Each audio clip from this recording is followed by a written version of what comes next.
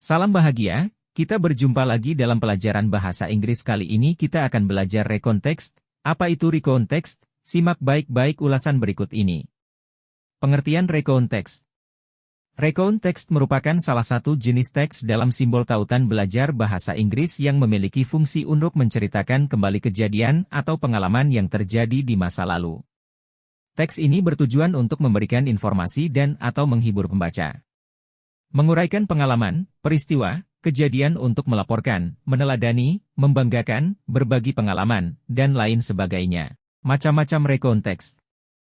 Recontext memiliki beberapa macam jenis teks yang bisa digunakan untuk Anda menulis. Disesuaikan dengan tujuan dari tulisan itu sendiri. Macam-macam jenis recontext bisa dilihat di bawah ini. Personal recount.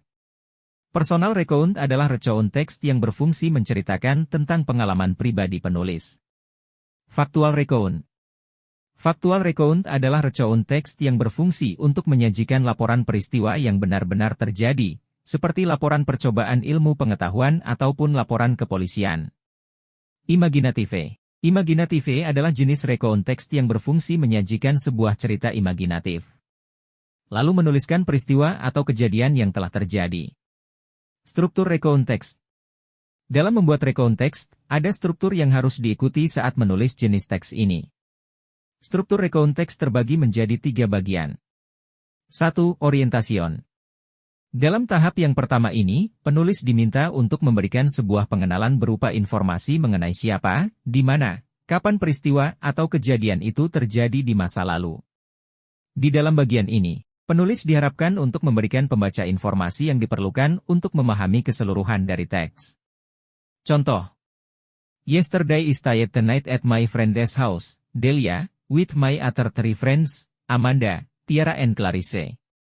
Delia's house is so pretty. It has a big garden with a lot of kind of flowers and a big swimming pool. Right from the balcony, we can see the scenery of the Wall of Bandung City. 2. Events.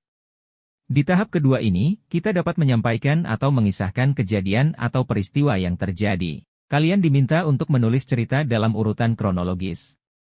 Seperti, in the high first day, in the high next day, in the high last day. 3. Reorientation. Tahapan terakhir ini merupakan tahapan pengulangan pengenalan yang ada di tahap pertama.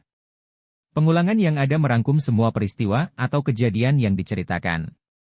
Di tahapan terakhir, penulis bisa menuliskan rangkuman dari semua peristiwa atau kejadian yang diceritakan. Penulis juga bisa menuliskan komentar atau kesan personal terhadap peristiwa atau kejadian yang telah terjadi.